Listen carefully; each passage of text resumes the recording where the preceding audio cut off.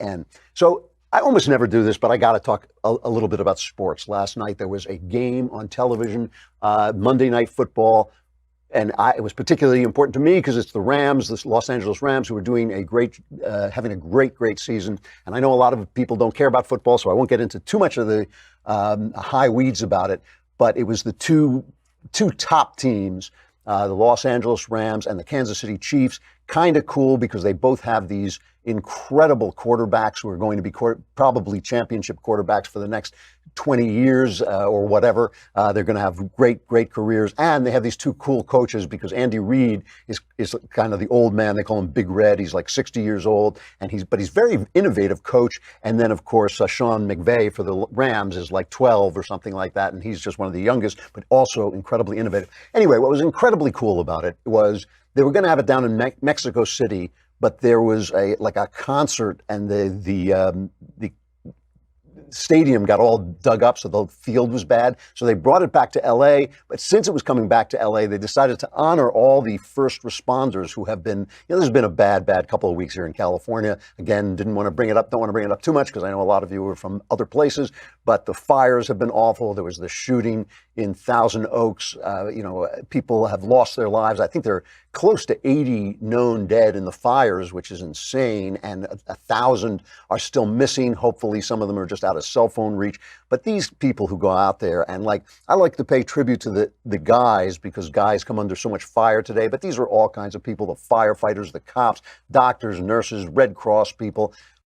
The pilots, I got to say, I earned a pilot license at one point. I don't fly anymore, but I had a pilot license at one point, and watching these guys come in hot and low over these flames so they can dump the retardant accurately.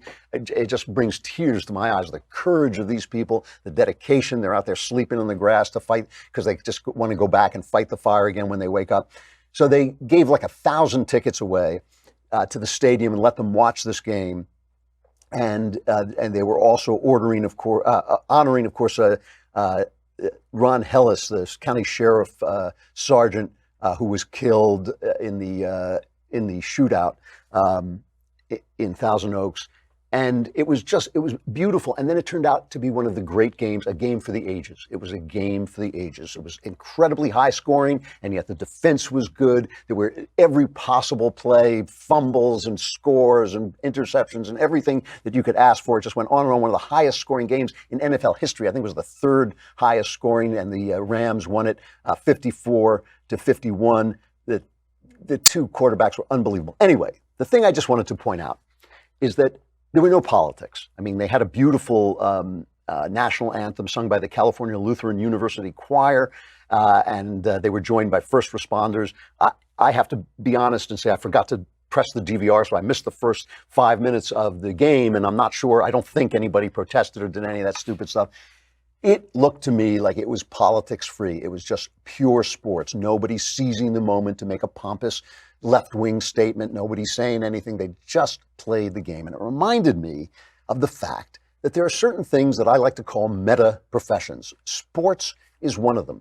I think that comedy and entertainment and even novel writing and movie writing are meta professions. Certainly the news business is a meta profession. What I mean by meta professions is they are professions that are above the fray. They are professions that should encompass the fray. If you're a reporter, you should tell both sides of the story. You shouldn't just deliver this crap left-wing garbage that comes out of the New York Times and CNN and NBC and ABC all the time. That's all they deliver. It shouldn't be that. It should be a meta profession where you look down on it above. And when it comes to the arts, you can't help people being political, having their political point of view, and everything an artist does comes out of himself. So maybe that's going to be in there, but that means that the people who pay for the arts and the publishers and the movie companies should make sure that all kinds of people come in and produce art. They shouldn't blacklist people the way they do in Hollywood, the way they do in publishing. They shouldn't gray list them. They should let everybody come in and make the stories that they want to make. Nobody would care if there were a million left-wing movies if there were also a million right-wing movies.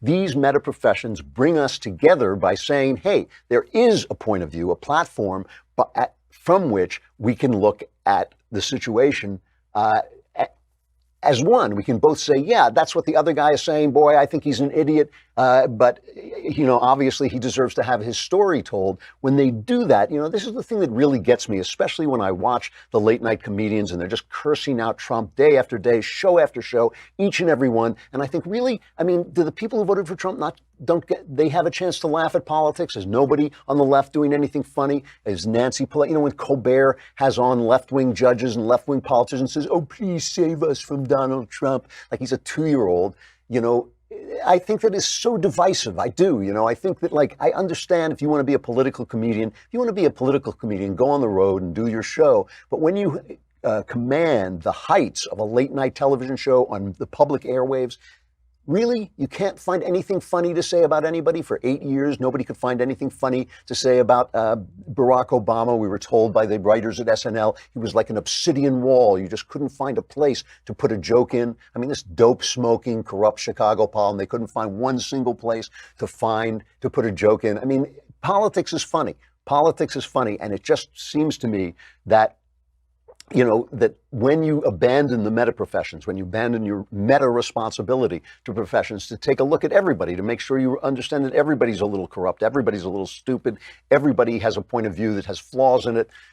When you remind people of that, it brings people together. When you do what Colbert is doing, when you do what Jim Acosta does, when you do what CNN and the New York Times do, you actually are driving this wedge in between people.